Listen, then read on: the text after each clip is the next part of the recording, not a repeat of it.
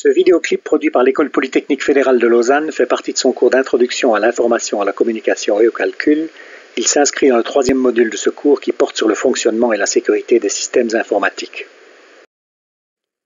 Le présent clip aborde maintenant plus en détail les opérations d'écriture du processeur. Ceci va répondre en détail aux deux questions suivantes laissées en suspens jusqu'ici. Comment le processeur écrit-il un mot quand le mot est en cache et quand il est hors cache? Première de ces questions, quand le processeur donne un ordre d'écriture d'une donnée qui se trouve en cache, par exemple la valeur 28 dans le mot numéro 9 du cas présent. La mémoire cache commence par constater immédiatement qu'elle dispose du mot requis. Elle accepte donc immédiatement d'y écrire la valeur 28 dans le mot correspondant, c'est-à-dire le mot numéro 9.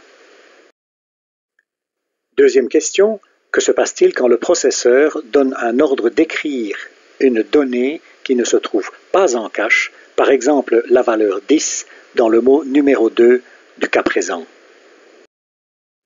La mémoire cache commence bien évidemment par constater l'absence du mot visé. Ceci cause un défaut de cache, exactement comme dans le cas d'une opération de lecture visant un mot absent. Ce défaut de cache, comme dans le cas d'une opération de lecture, déclenche un ordre d'importation de tout le bloc manquant de la mémoire principale vers la mémoire cache.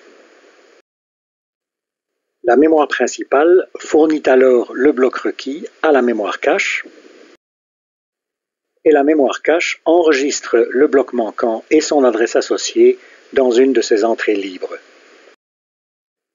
Ceci fait, la mémoire cache accepte enfin d'écrire la valeur 10 à l'adresse numéro 2 donnée par le processeur et confirme la fin de cette opération d'écriture au processeur.